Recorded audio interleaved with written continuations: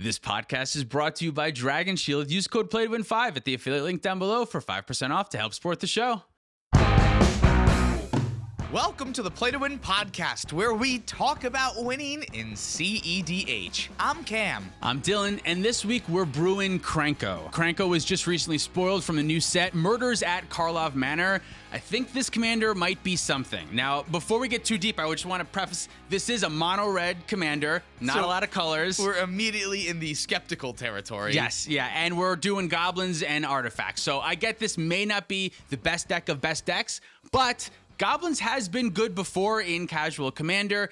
The original Krenko and things like Muxus have done really well, never being quite close enough to cEDH, but we've seen Dwarves come out of nowhere and be good once they got the right commander in Magda. Godo is another mono-red deck that can be good, so I think this one might be something. I'm not sure. Yeah, this might actually be the first commander that pushes Goblins into cEDH. It might even be more of a artifact card, though, considering that we are looking to sacrifice artifacts for this guy. We'll read him in a second, but I'm very excited because we never do this on the show. We never talk about cards before the set review, so we're just going to dive right into this brand new card, Krenko, Baron of Tin Street. This is 2 and a red for a legendary creature goblin, 3/3 with haste. Tapping it and sacrificing an artifact is part of the cost to put a +1/+1 counter on each goblin you control. And whenever an artifact is put into a graveyard from the battlefield, you may pay red. If you do, create a 1/1 red goblin creature token. It gains haste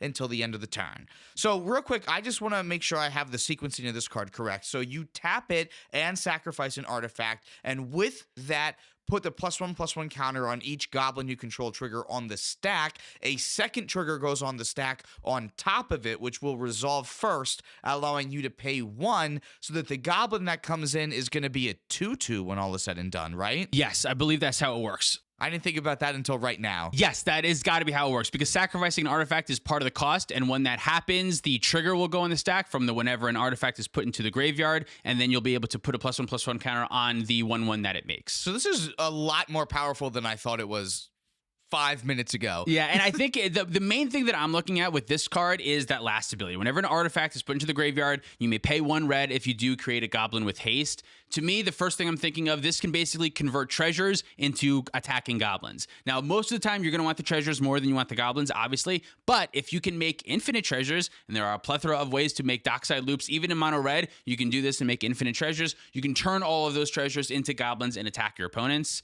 That's the main thing I'm thinking at, but the fact that this has haste, so right when you cast it, which you can do off of a Jeweled Lotus, you can immediately sacrifice an artifact, so you get that trigger and put +1/+1 counters on things. So if you find the board starts getting stacked out, you can start making some big goblins and attacking. The goblins don't go away at the end of turn, they stay there. And then not only that, you can play a lot of interesting stacks pieces maybe in this deck that you may be able to more easily break parity on, because you can just get rid of them whenever you want to. If you have the Trinisphere out, so everyone, all their things cost 3 more, you can sacrifice it whenever you need to turn the Trinisphere off. That's a really handy thing. And in case you forgot, tokens do go to the graveyard, so the treasures themselves can trigger Krenko. Yeah, tokens do go to the graveyard. And since it says an artifact is put into your graveyard, not an artifact card, tokens aren't cards. So if it specified a card, that would obviously be no good. Right. But it's still an artifact going to the graveyard, even if it is a token and vanishes from the graveyard once it gets there, it goes there. So we're good. What we're really looking for, so Dockside Extortionist is going to be the first card that we're going to put in here, Let's put that right? one right in there, because this deck doesn't exist without Dockside. So that's the first card that I'm thinking of, Dockside Extortion in the deck. Exactly. Now we are trying to loop Dockside, and Mono Red only has a couple ways to loop Dockside. Let's get Cloudstone Curio in there. That's the one that I always think of, but isn't there another way to do it in Mono Red? I'm not sure.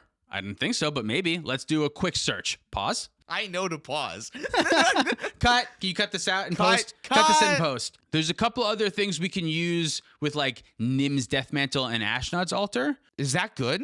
I don't think so. I don't know how good Nim Deathmantle is. The mono white decks use it, which makes me go, that seems bad. That's probably not great. I think there's probably some other ones that we might have accidentally. I think this is a deck that could probably use Phyrexian Altar because you're making a lot of goblins. I think this is a deck that is probably going to want to use Underworld Breach and Grinding Station, since Underworld Breach is good and Grinding Station is artifacts. And right there is a combo. Yeah, this I think might even be something. Do we want to play like Impact Tremors? Like, is that something we want to do, or is that win more if we're already making infinite winning goblins, right? I'm not sure about Impact Tremors right yet, but I think we should start from the win first, which is definitely Cloudstone Curio, Dockside Extortionist, and I think Underworld Breach should go in there too, because I think this can be an Underworld Breach deck. We're definitely getting Underworld Breach in here. We're definitely getting Grinding Station. And then, of course, we're going to add Wheel of Fortune and Lion's Eye Diamond. Just to go with that Underworld Breach package. And seal that off then. Phyrexian Altar is a combo with Dockside, Underworld Breach, and Grinding Station. I think since we're making so many goblins, and the goblins I think Phyrexian Altar might be good here.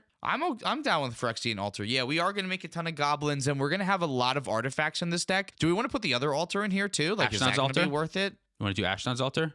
For colorless? We should also put in the one that makes colorless mana. I agree. Also, whenever an artifact is put into a graveyard, are we going with something like Karlov Ironworks in this deck too?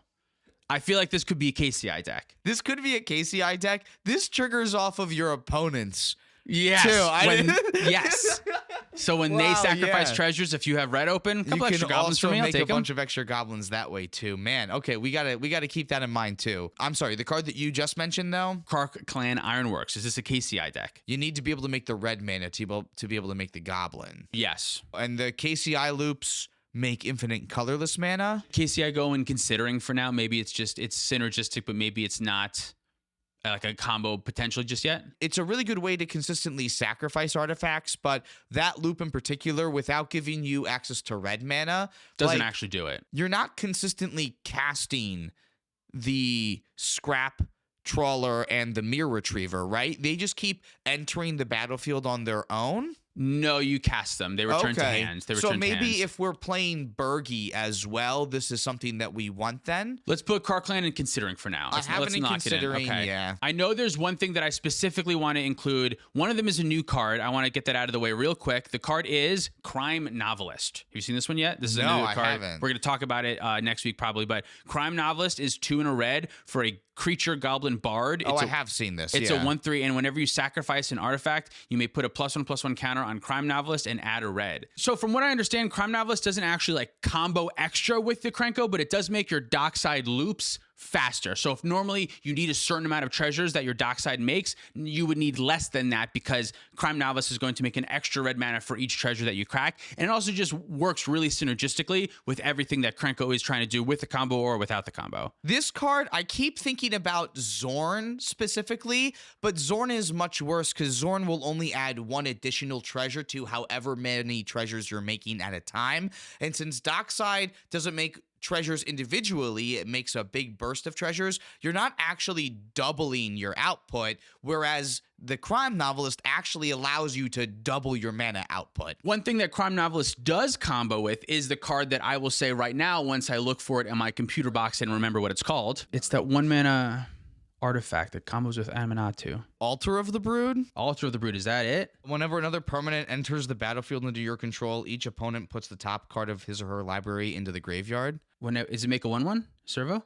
No, but this is how you get around the One Ring players. Wait, hold on. So let me get to that in a second. Animation Module is the name of the card. Animation Module is a 1 mana artifact that says whenever 1 or more +1/+1 counters are placed on a permanent you control, you may pay 1 mana. If you do, create a 1/1 colorless servo artifact creature token. So this, with a Crime Novelist, means with a sacrifice outlet, so you still need a 3rd piece, you'll be able to make infinite 1/1s. So whenever you sacrifice an artifact somehow, sacrifice an artifact, you can put a +1/+1 counter on Crime Novelist and create a 1 red mana. Animation Module says whenever you put a +1/+1 counter on a permanent, which you just did, you may pay 1, which you just made a red mana for. If you do, create a 1/1 colorless servo artifact creature token. So you make a new artifact. So you do this over and over again, and you can eventually... Is this even good? Do you just make a really big Crime Novelist? You make a really big Crime Novelist, and then you make infinite 1/1s, and then you pass the turn. Do you even make infinite 1/1s? Because you have to use the red to make the 1/1, but you have to sacrifice the 1/1 in order to put the other counter on it. So maybe this is not good, actually. Oh, no, that's not good. Take that out.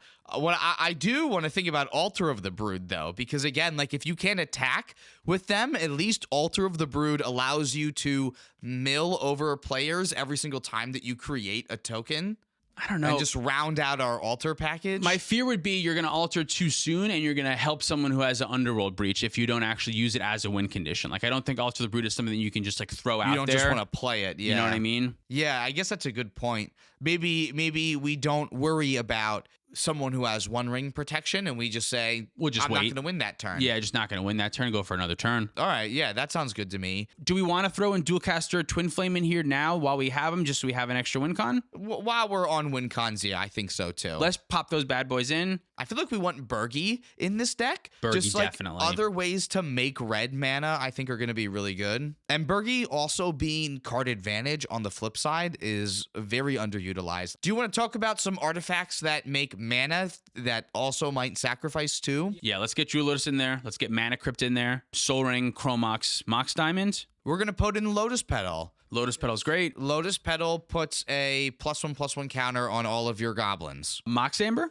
Our commander is low enough, I think. Mox Amber's probably all right? I think it's close. Ragavan makes definitely. things that we're going to sacrifice. So I'm going to put that in the mana category here. Do we want Mana Vault and Grim Monolith also? Just because they're extra artifact, really good cards? And I like that they'll be good when we sacrifice them. Yeah. I'll put them in because we do want to make sure that we're hitting Mox Opal counts pretty nicely, which because I'm we're putting also going Mox to put Opal in. Yeah. Mox Opal and Grim.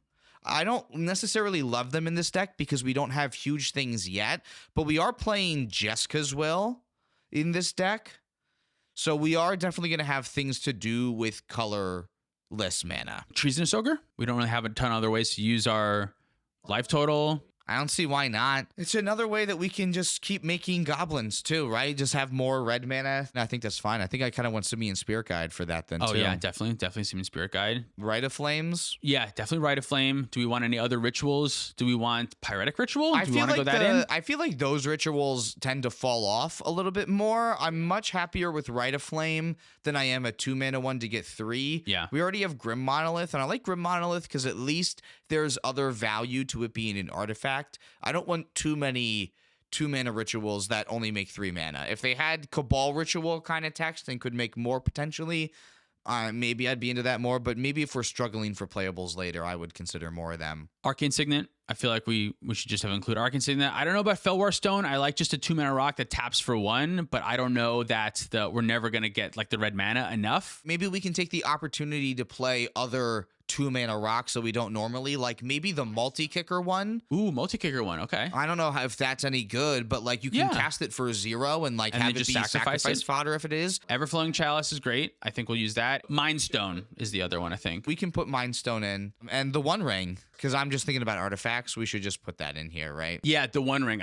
We forgot to mention that in the beginning. This is going to be a great One Ring deck, I'm pretty sure. Just because you can sacrifice an artifact whenever you want to. So if you want to figure out a way to not lose the extra life because you're about to die, or you want to figure out a way to reanimate it so you can get that trigger again to gain protection again, which Red has a couple of different ways to bring back some artifacts. So I think this is going to be a great One Ring deck. You know, speaking of ways to bring back artifacts, let's put in Goblin Welder right now. Definitely, yeah. Goblin Welder is exactly the card that I was thinking of. And Engineer while we're at it too. That one can't get back the One Ring, but its ability to find Cloudstone Curio I think is good enough. Yeah, definitely. I think so too. I don't want to load up on like just various goblins because they're goblins in the deck. Like I don't think playing the Conspicuous Snoop stuff is good just because we have Krenko in here. Yeah, I think I agree for now, but it's something that I'm thinking about. We have a decent amount of win conditions, so I don't know if we need to be stretching for other stuff like that. But I do think a small goblin package will be helpful. Some of the goblins are going to be really good here. Some of them are, but like the Conspicuous Snoop line, I just think is genuinely bad. Yeah, so, like, I agree with you there. I would be down for like other goblins that have good effects, but I don't just want to put in a goblin because it's a goblin. Yeah, I agree. What's the one that makes mana? Prospector. Skirk Prospector? Skirk Prospector. That's one that we should definitely include. That's a goblin that's going to be great here. That's a goblin that is still going to be good. Yeah, I'll put that in. Should we also include some just like good red cards, like Professional Facebreaker? That's just like a good red card that makes more mana. That's a treasure card. That's a treasure card. I think these treasure cards we should definitely be putting in. Yeah, that one. Yeah, we definitely need to include that. If we're talking about just good red cards, the only other one is Deflecting Swat. That's true. Get it in there, Deflecting Swat. Oh, I guess we should include Red Elemental Blast and Power Blast while we're just talking about good red cards that have to be in here. If we're talking about removal, yeah. we should at least put like a braid in here. I like a braid. I also like Fury. If we're playing mono red, we are playing Fury. We should probably play Lightning Bolt if we're going to do all this too. Oh, yeah, definitely. I like up and doing a little bit extra removal spells. The issues that I think we're going to have is lack of card advantage. The One Ring can help us a lot here, but we're going to need extra ways to find it, and red doesn't have the best tutors. Should we put Faithless Looting in here? I don't love... I'm putting Gamble in now that you talked about tutors. Yeah, but Gamble's fine. Imperial Recruiter, that's the red one, right? That one's also fine. I don't know about Faithless Looting, though. The card disadvantage, if we're not really using a graveyard, is not great. I mean, we are an Underworld Breach deck, and there are things to do with the graveyard and artifacts. We were talking about that a little bit. like it works kind of well with Goblin Welder, but right now the One Rings and Cloudstone Curio are really like the only things I'm stupid interested in cheating in. Otherwise, like, I'm thinking about like Unwinding Clock, and I'm trying to think about some other ways that we can kind of grind a little bit more value. I don't love Unwinding Clock, but it is a way to untap some of our mana rock sources. It could be a reason to like keep our mana vault around. It's unfortunate that Krenko isn't an artifact because Unwinding Clock doesn't untap Krenko. If it did, I would say yes, absolutely. But I think there's going to be too many times where a clock just doesn't do enough for us. It'll be a win more with the One Ring, which will be great, but outside of that, it's going to be tough. Because we don't really have like any mana sinks. We don't have a ton of mana sinks. Is this a deck that can utilize Walking Ballista and Agatha's Soul Cauldron? No, it's not, because that doesn't work. We would need a Francisco. We would need something. Yeah, I don't think that Do works. we want a Walking Ballista? I don't think on its own it. it's that great. Yeah. Not needed. Okay. Trinisphere. We were talking about like some other artifact stacks. Trinisphere should be in here. I think because we can sacrifice it whenever we want, Trinisphere will be great here. We can't play Curse Totem. No. Could we play Grafdigger's Cage? Like it stops Underworld Breach? I don't think so. Well, we can sacrifice it whenever we want to. That's why I'm thinking like maybe we can get away with playing with yeah, Grafdigger's I think that's Cage. fine. Yeah, let's play Grafdigger's Cage. And if we're doing that, we should play Urza Saga so we can find the Grafdigger's Cage. That's kind of what I also liked about Altar of the Brood. Like Urza Saga could also find Altar of the Brood, but I think you're right. If we want to make sure it times out okay, we don't want to worry about that. Should we look at a Duretti list? Should we talk about some lands so that we don't feel like we've given up on our brains immediately? This is going to be a Blood Moon deck, so... Mountain. You know what? Let me put Blood Moon in Throw while Blood we're Moon at in it. there, yeah. Should I put Blood Moon in or should I put Magus of the Moon? I think we can play both. In a mono red? Is Magus is a human? Human. It's a shame. Should be a goblin. Ancient Tomb, City of Traders. We want these guys. Yeah, definitely. Any ways that we can make two mana to pump out Krenko early, I think is going to be helpful. There's a couple of the red lands that do that. A Dwarven Mines, I think, is one of them. Dwarven Ruins is the one that I'm thinking of. And Sandstone Needle is the other one. These lands come in tapped, but they make double red, so I think it's fine. I think so too. We obviously want Gemstone Caverns in there. Crystal Vein is another one just for more mana. Although we don't need to be going all in on tons of extra mana, do we? I just feel like we can't afford them. I don't think we need Crystal Vein if we're going to put in both Sandstone Needle and the Dwarven Ruins. I honestly think I'd rather play Crystal Vein instead of Dwarven Ruins because it can at least tap for a colorless and come into play untapped. Maybe just the Sandstone Needle though. Sandstone can make the double red twice. Yeah, I'm putting the Sandstone Needle in. I kind of like that a little bit better. If it's going to come into play untapped, it better do something more. We should play Cavern of Souls. We're trying to do a couple goblins. We already have a few in there. And I would definitely agree with that too. I think the Mycosynth Garden should be in here. Okay, yeah, this is a Mycosynth Garden deck. Yeah, because if we want to be around artifacts, I think that's definitely something we want to keep in mind. What about Buried Ruin? Do we want an extra way to get artifacts from the graveyard back into our hand? We have some artifact combos. This seems good. I don't hate that. Should we be playing Inventor's Fair while we're at it too? Yeah, I think we could. Because we're so in on treasures and because we're monocolor, we can play I think a lot of utility lands. We'll definitely be able to play a lot of utility lands here too. Some of the other utility lands that I kind of think about, like, is Emergence Zone something we're going to want to? Yeah, I think so. We want a little bit of extra help, I think, there. Altar of Dementia. Sacrifice a creature, target player mills that much. You know what? This can help with Underworld Breach. That's basically what Altar of the Brood was going to be, but this is a way that we can control it a little bit. So I'm going to put Altar of Dementia in here. I think it helps with Docs. It helps with Underworld Breach.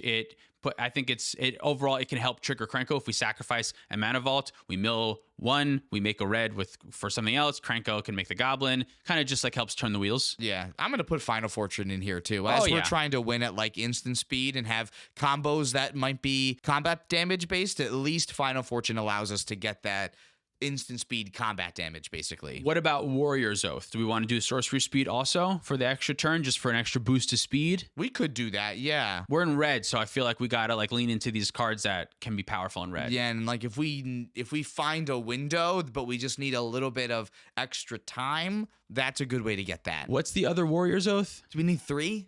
Maybe 3's too many. Maybe 3's too many. Let's stick with 2 for now. How many mountains should we be playing? How many lands do we have so far? We have 12 lands. I don't think we want more than like 28 lands max. If we have 15 mountains, that'll put us at 26 lands. 26 lands. We do want a couple fetches to fill up our graveyard for Underworld Breach. Let's put in Prismatic Vista. Let's put in Scalding Tarn. Arid Mesa, Wooded Foothills. This is too many now. Adding Wooded Foothills puts us at 30 lands. Shave a Mountain. Shave a Mountain. I think the fetches are good enough to have all the red ones in. I think we're missing one though. Bloodstained Mire. Fills up the graveyard for Underworld Breach a little bit. And that's the only thing that it does, which I don't necessarily love, but it's okay. I guess it's not great to like opposition agents, so there's a reason to not play all of them. I'll tell you what, I'll cut Prismatic Vista. Are we playing that 4-mana artifact that allows you to play artifacts from the top of your library? That combos with Sensei's Divining Top and a mana reducer? Do you know what I'm talking about? Yes, Mystic Forge. Mystic Forge. Is this a Mystic Forge deck? 22 artifacts and not playing either of those cards. But do we want Mystic Forge, Sensei's Divining Top, and... Well, I guess with Bergie, that's the win right there. We already are playing Bergie, so there's another win. We don't really have a lot of ways to draw cards, so I think even though right now we're only at 24 artifacts, Mystic Forge is still probably really good. It kind of makes me want to find more things that are going to deal with like 4-mana artifacts, because now between Mystic Forge and the One Ring, I got to find ways to cheat these into play. How do we get them in? What's the Mystic other... Forge is another thing that makes me also... want Unwinding Clock too. Yeah, that's true. What if we... Or more stacks pieces. I kind of also think maybe we could deal with more stacks pieces too. Yeah, what other stacks pieces could we get away with playing? What other ones in just mono red are there? There's Torpor Orb. There is Torpor Orb. We are a dockside deck, but we can sacrifice it. Again, we can. It's the same thing with the Grafdigger's Cage. We can sacrifice it whenever we want. Like, these are cards that Magda decks play now that also shut off like a lot of Magna lines. I'm okay with Torpor Orb, yeah. You still have ways to get rid of the things before you get to that point in Magda. And this is kind of the same thing. Like, if we're just smart about when we use Krenko for free, we can just get rid of it. I think we should lean into that, yeah. Especially because we can get rid of it whenever we want. You're totally right. What's the other goblin that reanimates stuff? Not Goblin Engineer. There's another one that's Scrap Engineer or something like this. Scrapyard Reclaimer? Yeah, is that something? No, that's a construct. Scrap Welder, 3-mana, 3/3, sacrifice an artifact with mana value X, return target artifact with mana value less than X from your graveyard to the battlefield. It gains haste until end of turn. So sack a 5-drop to reanimate a 4-drop. We don't have any 5-drops to reanimate the One Ring yet, but I feel like this could be something that's helpful and good in our deck. It's 3 mana. It's significantly worse than the other two, is how I feel about it. Initially, I agree with you. I do too. Let's put it in for now. Let's put it in for now. I don't like that it has to return something with lesser mana value. Like, what makes the other ones good is that I can sacrifice like this Everflowing Chalice that we cast for 0 to get back like Ashnod's Altar or the Cloudstone Curio. It feels much worse to have to get rid of my Mystic Forge to get the Cloudstone Curio back. So I'm seeing a lot less situations in my head where Scrap Welder is actually useful. Yeah, I could see that. What about Kadoltha Forge Master? That's a tutor. It can find the One Ring, sacrifice 3 artifacts, search your library for an artifact, put it right into play, sacrifice 3 treasures, put the One Ring in. Is that something we want to do? It's also a 5-drop that would make the scrap thing we just talked about a little bit better to bring in the One Ring. I kind of like that. Is that something? Stuff like this, like, when do we get to the point where we want to be playing Portal to Phyrexia then? And like, our whole plan now is like try to sacrifice artifacts into the graveyard and get them back and have like a way to cheat some of this other stuff into play. You love Portal, and I love a good what's the term? Like a special card just for you. There's like a word. A pet card? Pet card. Yeah. We could try this, put it in as a pet card. I don't think it's good though. Like, it's definitely not as good as it is in Magda, for sure. Magda. I don't think but I think something else we have to remember is nothing that we're gonna do is gonna be as good as it is in Magda. So maybe. Should we start throwing in a couple goblins to make our plan B a little bit stronger of beating down with goblins? What kind of goblins are you thinking of? I'm also trying to think of like some other stacks pieces that maybe we want. Do we want trash for treasure? Yeah, I feel like trash for a treasure would be great here. That would be great. If we're going with this route, now I kind of want Faithless Looting in this stack. Okay, I can see that. What about Impulsive Pilfer? Just another goblin that when it dies, it makes a treasure and you can encore it. I feel like that might be helpful. Yeah, if I have ways I can sacrifice it, I'm even more into that. We're playing Phyrexian Altar and Altar, we have tons right? of ways to so we have a sacrifice couple it, yeah. of those. And it makes a treasure. Yeah, that's kind of like our mana dork for us. You think of that as like a Magda dwarf kind of like that. What about Goblin Matron? Another way to find Dockside or one of our other goblins. How do we not think of Goblin Matron before? That's such a good include. Yep, that's definitely good.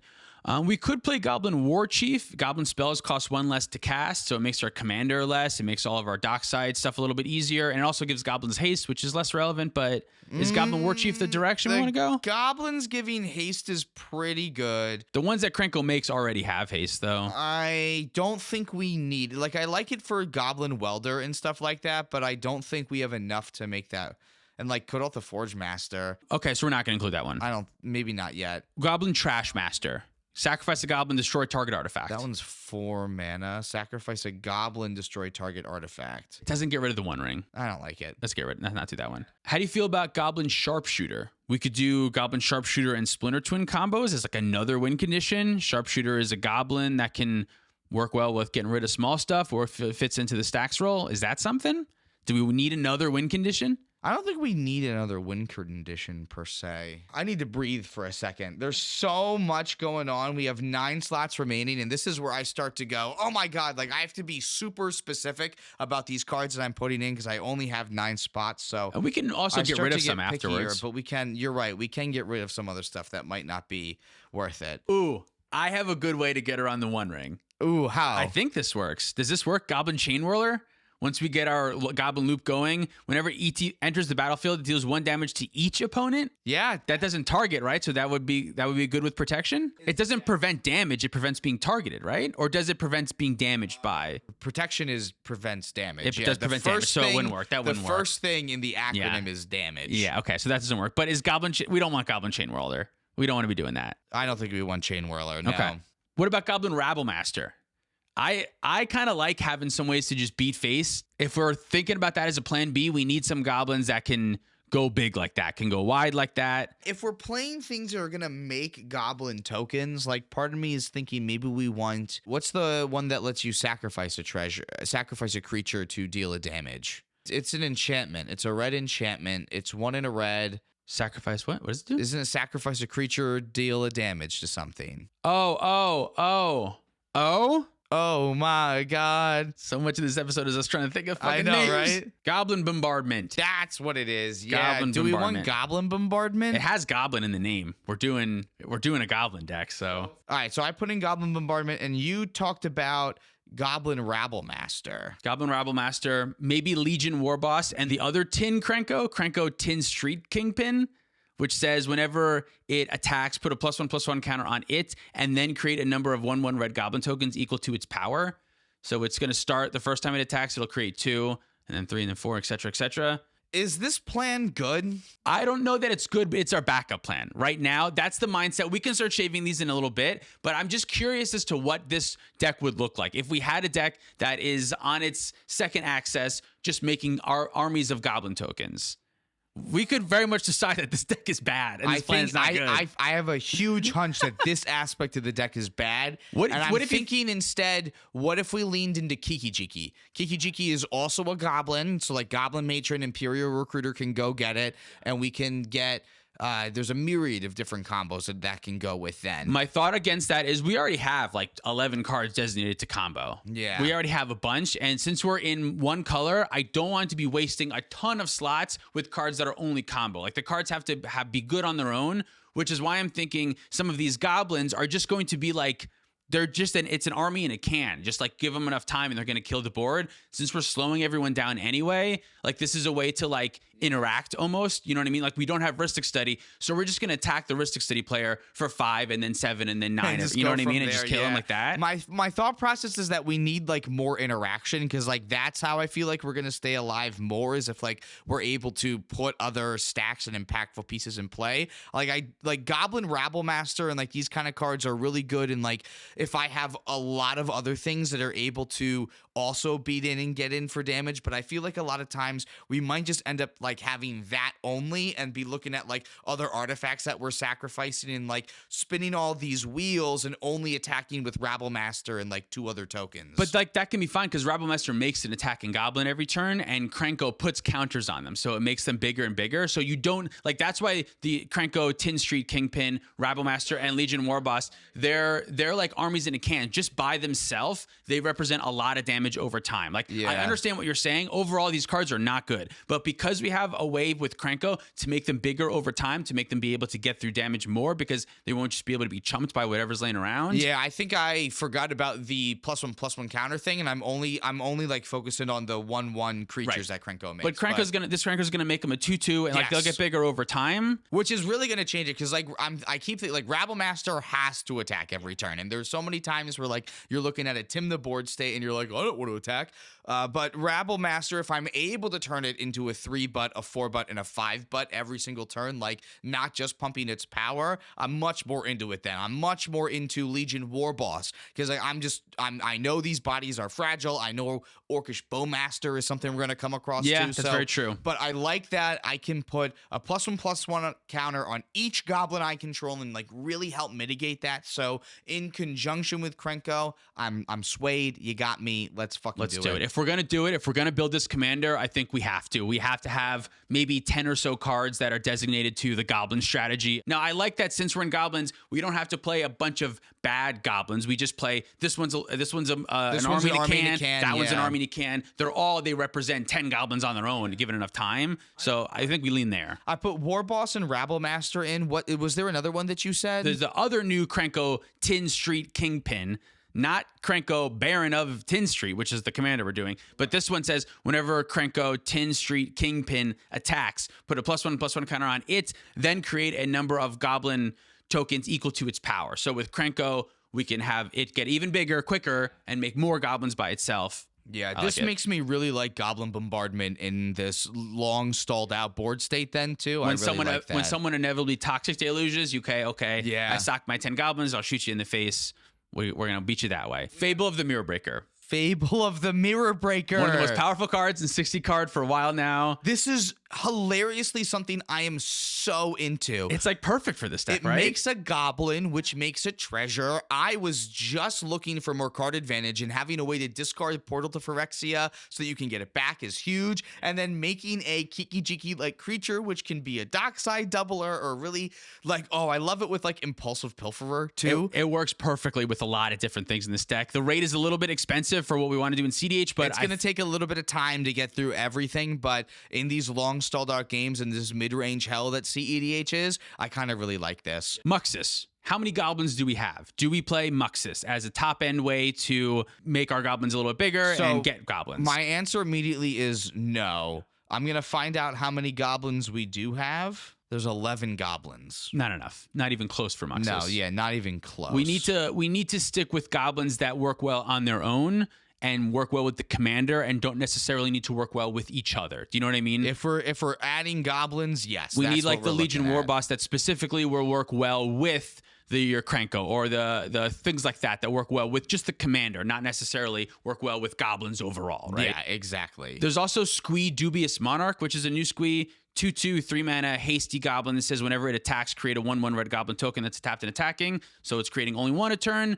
Krenko can make it bigger, and then you can also cast it from your graveyard by paying 4 and exiling 4 cards from your graveyard rather than paying its mana cost. So it has recursion a little bit. It seems kind of bad. It's the worst version of the armies and cans that we have, but maybe it's enough. It's still at the same rate as the other armies and cans. It still has the same rate.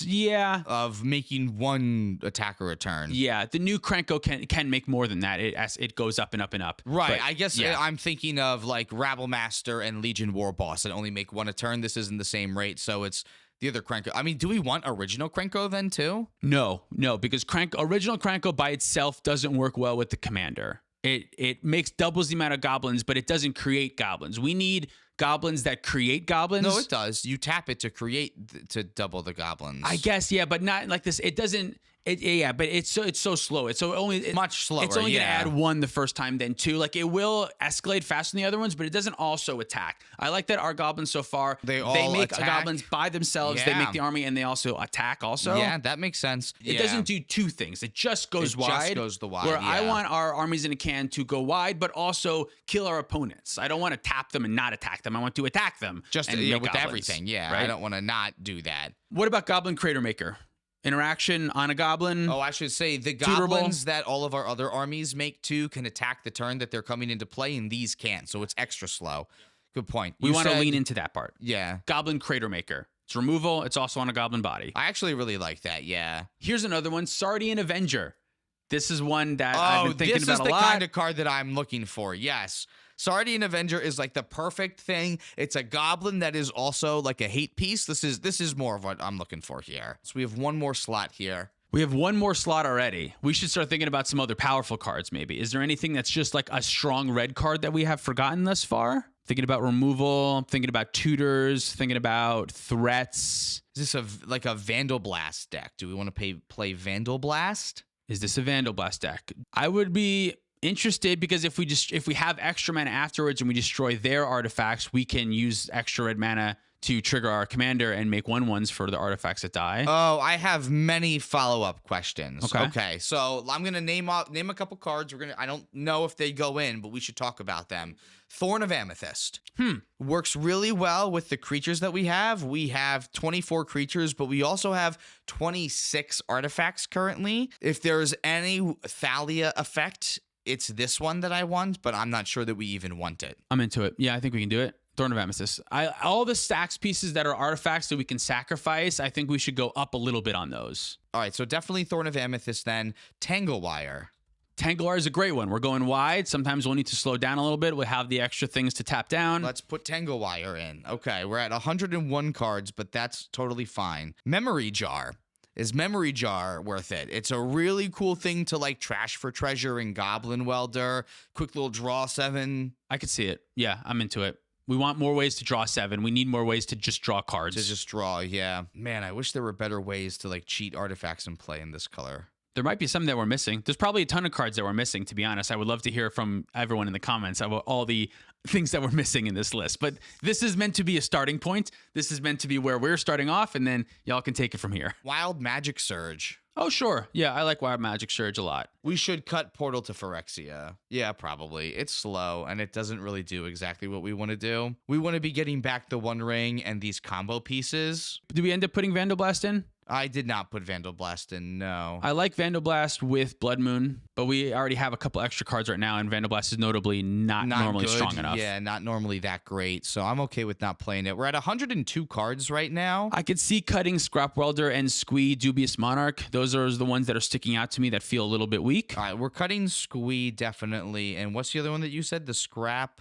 The Scrap Welder, the other return thing. I'm pretty low on Scrap Welder in general, so it's just not going to be enough. Yeah. It's close. It's like on theme. Like if this were a casual deck, definitely. Yeah, but I think that card just underperforms in every single way. It's going to be a 3/3 goblin for 3 a lot of the time. That's just like not going to do exactly what you want. If it was a 2-mana 2/2 goblin with that same effect, I would be much more about it, but I think it's just a little bit too much. Should we have any artifacts that when they enter and die get an effect? You know, there's a couple like 2-mana artifacts that do this. Wellspring and Mycosynth Wellspring are the 2 cards you're thinking of. These ones come to mind for me. It works really well with Krenko. Is the only one that's good, I would Draws say. cards, right? Yeah. We need more card draw. I feel like we should try it. I'm into it. I think we want some extra ways to just like kind of just churn through our deck a little bit. It's not great, but it's not something. Great, but it's something. And we can, with other things like Goblin Welder and Goblin Engineer, we can turn it into like 2 draws a turn, which is good. Yeah, that's a good point. All right, now we got to go back to cutting a card. What was something else that maybe we didn't like? Can we shave a land? How many lands are we playing? We're at 29 lands. I think we can shave a land. Get a mountain out of there. Get a mountain out of there. That'll put us down to 13 mountains. 13 mountains. I think this deck is cool, man. I'm looking at it right now. This feels good. Do you want to do some test hands? Let's do some test hands. I'm ready. First hand I'm looking at here is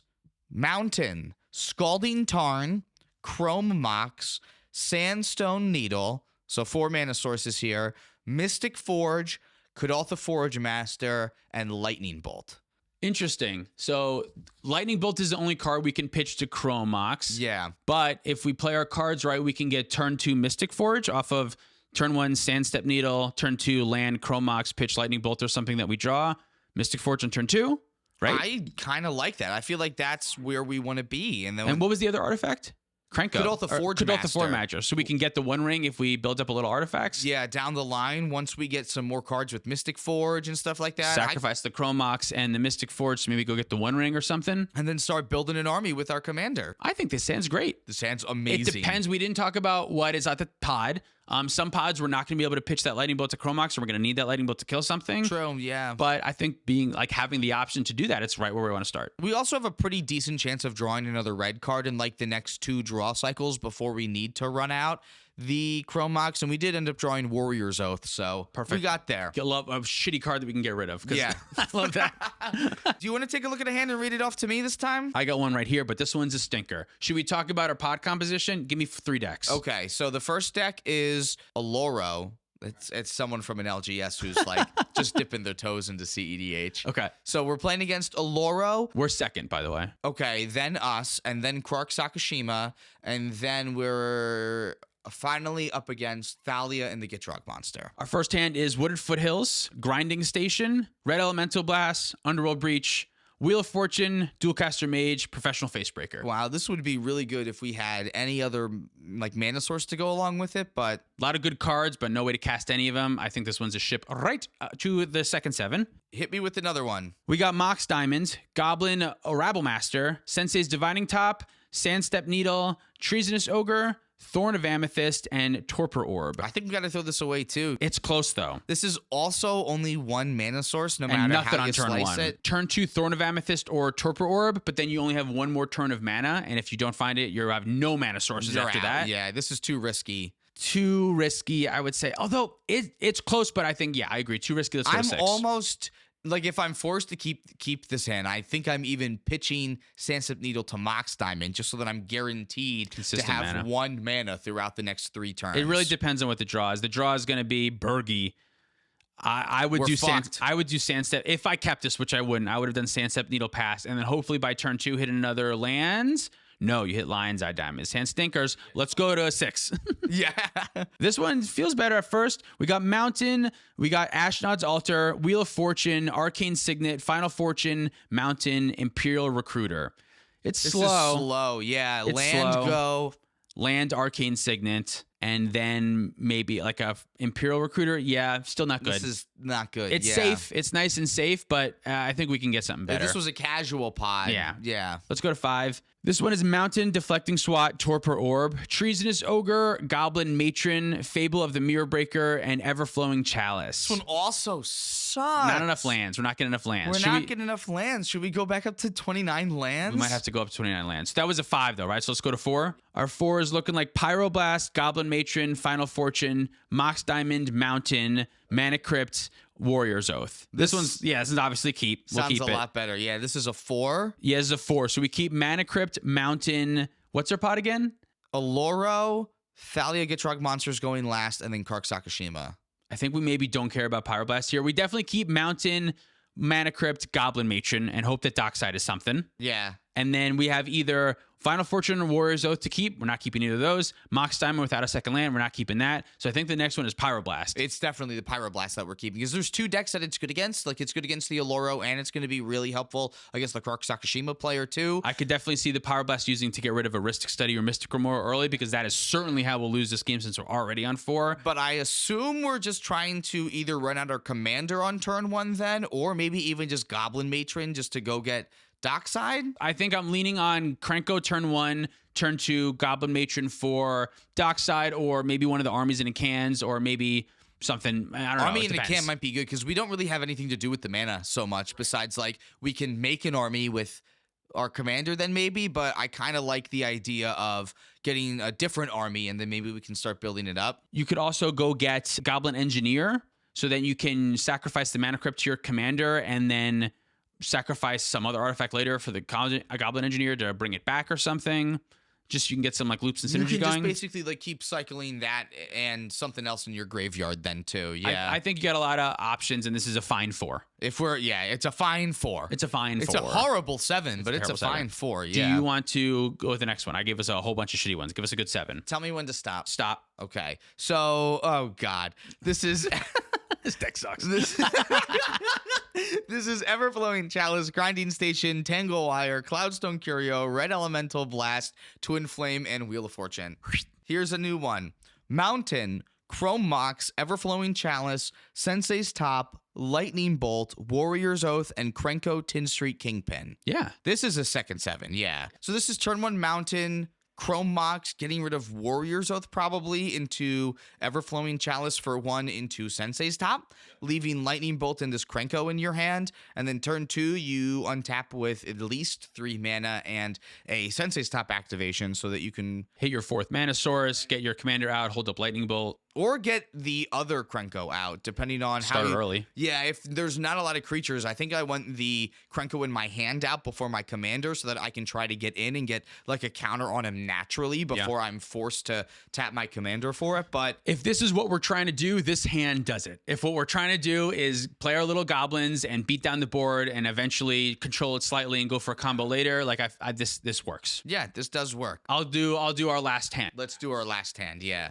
This one we have Ragavan, Goblin Welder, Wild Magic Surge, Mountain, Legion Warboss, and Impulsive Pilferer. It's great.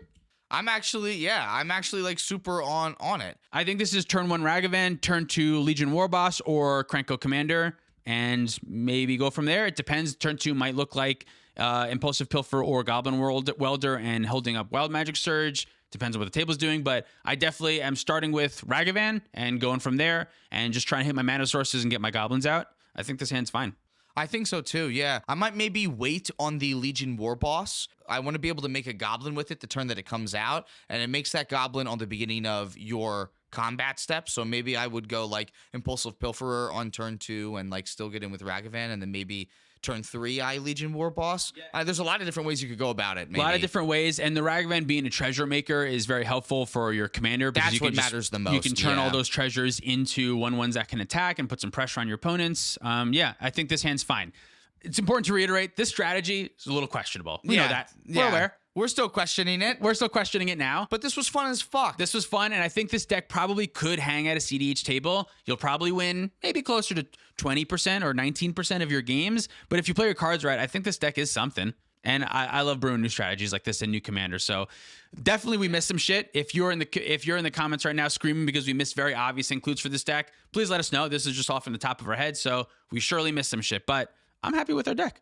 Yeah, me too. This was great. Thanks for watching. If you want to support us directly, you can do so on Patreon, like our $100 patrons. Mark Civilo, Alan, but in lowercase, she doesn't even go here. Soul Cal, Acura, Stormageddon, Luke Cook, AJ Alvosaibi, Demon of Raspberries, Uncle Butch, Kawaja, Hamid, Lauren Connell, and Baby Jeebus. If you want to pick up any of our merch, you can do that at playtowinmtg.com. Thank you so much, Dragon Shield, for supporting the show. Make sure you use our affiliate link down below and use code PlayToWin5 to get 5% off your order.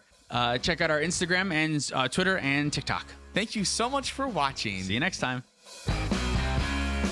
All of the $50 patrons' names: Brian Barrington, Zachary Colson, Alex Musselman, Tyler H., X Tyler the Tree X, Mawcraft, Driving Crooner, Jabaha, Dalton Poteet, Kadanis, Hobo Ghost, Mitchell Shepard, Justin, Man Solo, Pedro, Jacob Depp, Michael Ballou, Beyond Wild Thing, Thomas Bueno, and David Nelson. It needs to look down on us so that we don't see our double chin. Never remembering. Yeah, aging, being in our late 20s and early 30s doing the YouTube. Watching us get old. I turned 30 this year. Oh I started this at 26. That's crazy. That's I a know. big difference, I feel like, in like mindsets as a person between 26 and 30. Right? Do you feel any different? I feel a ton different. Yeah. I feel a lot stronger as a Magic player, and I feel... Which is sometimes crazy to believe. Which is kind of crazy. That to it was believe. worse 4 years ago. I know, right? Yeah, you should have seen me then.